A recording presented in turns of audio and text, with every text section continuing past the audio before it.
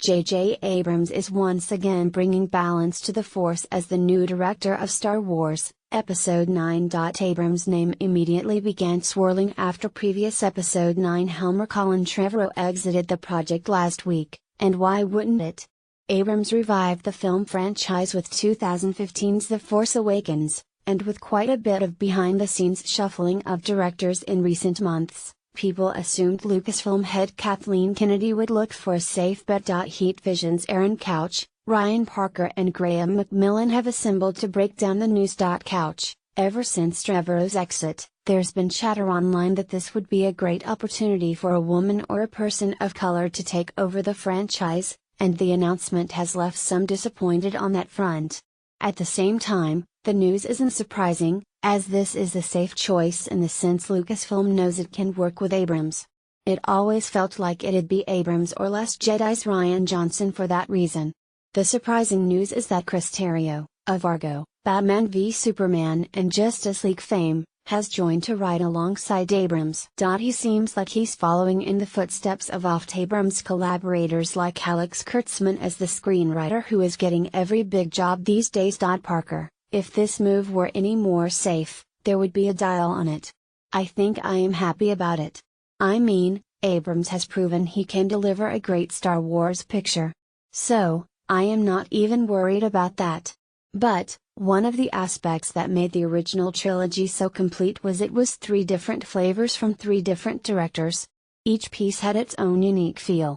I love that and was excited to experience it again through these 3 pictures. McMillan, but the prequel trilogy was all one creator, so having 2 directors across 3 movies feels like a happy medium to me, and I like the idea of having the same person who started the story return to end it. I'm actually really happy with this choice, not least of all because, as you say Ryan, we know Abrams can do this.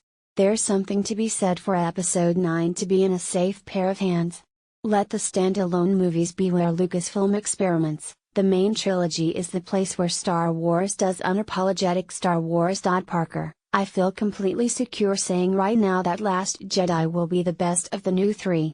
Rian Johnson will deliver, and it is a good bet that just like Empire Strikes Back, Episode 8 will have a dark tone, rich in character development that leaves fans buzzing. McMillan, sure it'll be the darkest, but I'm not sure that darkest is necessarily the best.